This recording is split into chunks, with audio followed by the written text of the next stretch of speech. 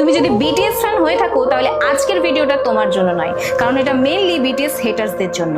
আমি চ্যালেঞ্জ দিয়ে বলছি যে এই ভিডিওটা শেষ পর্যন্ত দেখার পর তুমি যদি বিটিএস ফ্যান নাও হয়ে থাকো, কিন্তু তাদেরকে নিয়ে তোমাদের চিন্তাধারা বদলে যাবে। তোমরা যারা বিটিএস কে শুধুমাত্র মেয়েদের মতো মেকআপ করা গায়ক বা ছাপড়ি ব্যান্ড বলে হাসাহাসি করো, তারা হয়তো জানো না যে বিটিএস গত 10 বছর ধরে বিশ্বের সবচেয়ে বড় ইনভিজিবল মেন্টাল হেলথ ক্লিনিক চালাচ্ছে। 7 জন কোরিয়ান যুবক কিভাবে কোটি কোটি মানুষের জীবন ছুঁয়ে যাচ্ছে।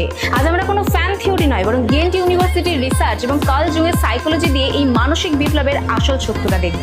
জেনজি ইতিহাসের সবচেয়ে বেশি ডিপ্রেস জেনারেশন এবং তরুণদের মধ্যে একটা বড় অংশ পরিবার থেকে দূরে শুধুমাত্র ফোন স্ক্রল করেই দিন কাটাচ্ছে।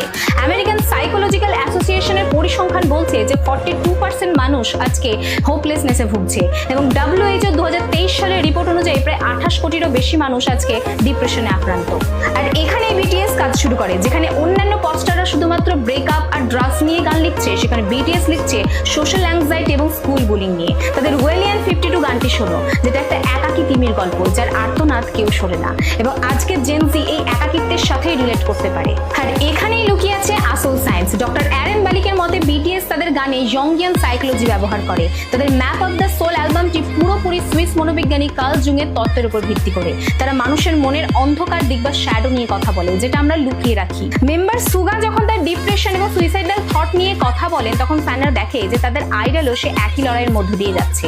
আর এখান থেকে তৈরি হয় কালেকটিভ হিলিং এর, যে এমন একটা অনুভূতি যে হতাশ হওয়া কোনো অপরাধ নয়।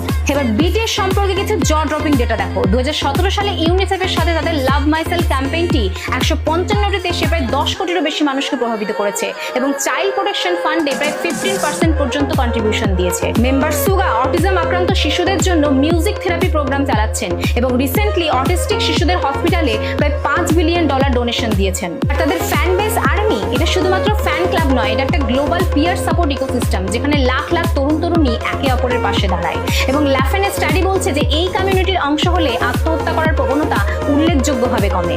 জার্নাল লা সোশিয়াল 2024 এর গবেষণা অনুযায়ী নিয়মিত বিটিএস শোনা মানুষের মেন্টাল ওয়েলবিং 2.9% পর্যন্ত বাড়ে, যা কোটি মানুষের মধ্যে একটা বিশাল পরিবর্তন। এবং সবশেষে একটা প্রশ্নই জাগে, আমরা কি তবে ব্যর্থ সমাজ? তাহলে কেন আজকের প্রজন্ম হাজার মাইল দূরের কয়েকজন গায়কের গানে জীবনের মানে খুঁজছে? বিটিএস কোনো ম্যাজিক করছে না, বিটিএস সেই শূন্য স্থানটা পূরণ করছে যেটা আমরা তৈরি করেছি। আমরা যখন ডিপ্রেশনকে বিলাসিতা বলি এবং অটিজম আক্রান্ত শিশুকে অস্বাভাবিক বলে দূরে ঠেলে দিই, তখন বিটিএস তাদের হাত ধরে একটা কথাই বলে, you are not wrong, you are just different. তাহলে এখন হেটার্সরাই বলো, বিটিএস কি শুধু ছাপড়িদের ব্যান্ড, নাকি তোমাদের এই চিন্তাধারা বদলানোর সময় এসেছে? কমেন্ট করে তোমাদের মূল্যবান মতামত জানাও এবং দেখা হবে পরের ভিডিওতে।